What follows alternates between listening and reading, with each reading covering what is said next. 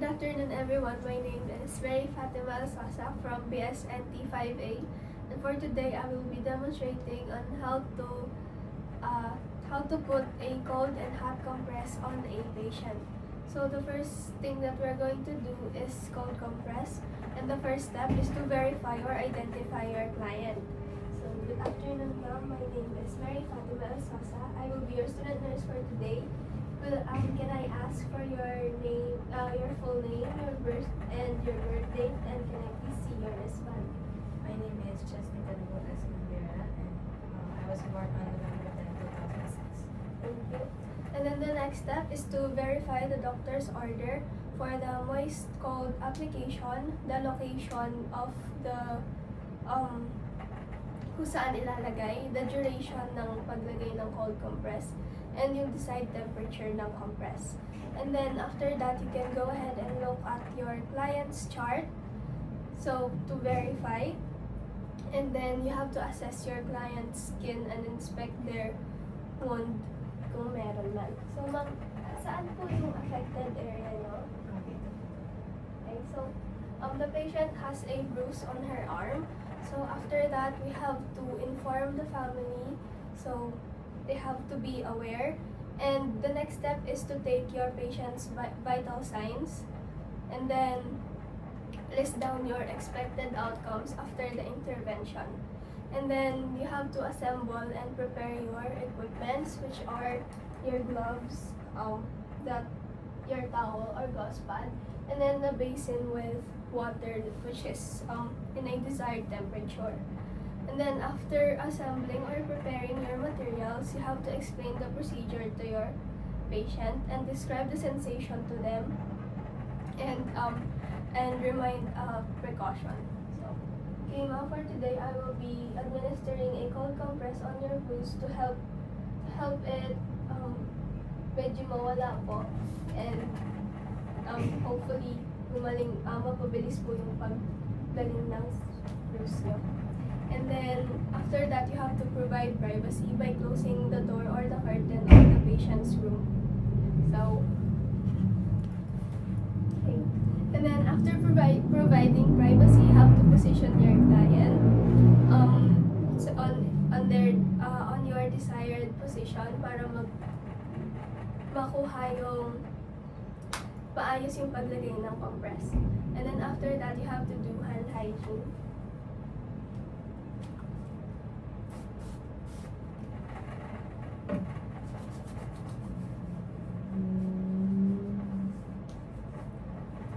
And then put on your gloves.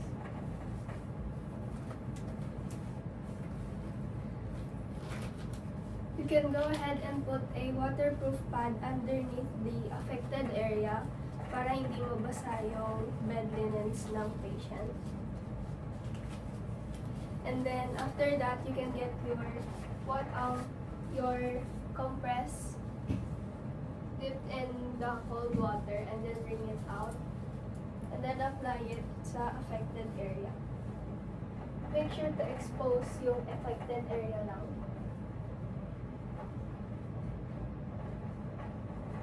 And then remove and basahin ulit.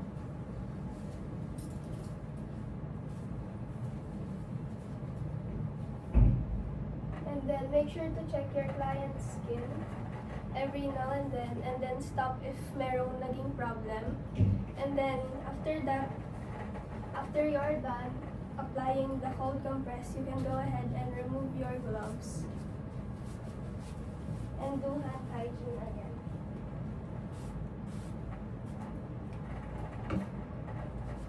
And then position your client on their comfortable position, and then remove the waterproof pad and then clean their affected area because it would be wet, so you have to dry that and then dispose na yung mga ginamit na materials. So after that, you have to inspect yung nilagyan ng cold compress, and then ask the client kung meron silang nararamdaman na discomfort or burning sensation. So, ma'am, meron po ba kayong naramdaman na hindi maganda during our cold compress? So, after that, we have to identify if there are any unexpected outcomes, and then document the findings, the interventions that you did, and you have to report it to the physician. So now that we are done with the cold compress, we can go ahead and do our hot compress next.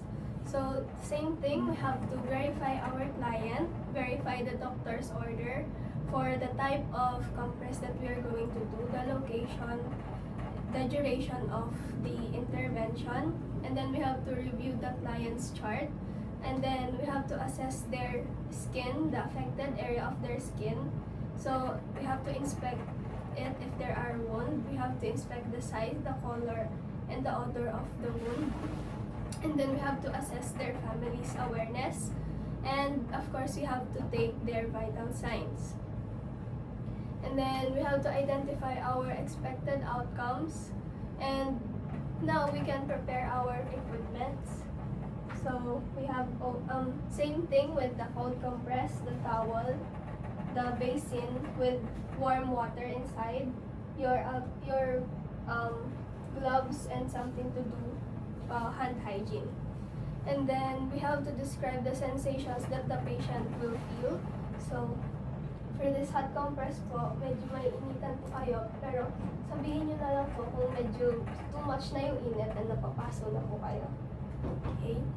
And then you have to position your client and expose only the affected area. So saan po yung affected area niyo po? Okay, so the client's affected area is on her hand, so we will only expose that. And then we have to do hand hygiene again.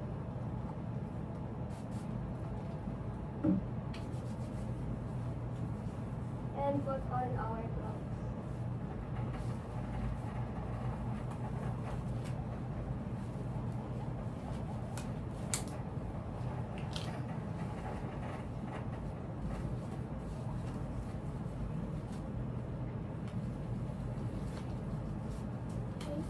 And then we have to get our hot compress and then bring it out. And then put it sa affected area. And then we have to apply this and stop if merong problem na mag-occur, and ask the patient to describe their level of comfort and if there are burning sensations. So, okay lang naman po ba, ma'am? Hindi po kayo napapasok. Okay. And then, once done, we have to obtain again the patient's vital signs and compare it sa initial na nakuha natin. And then, don't forget to remove your gloves and do hand hygiene again.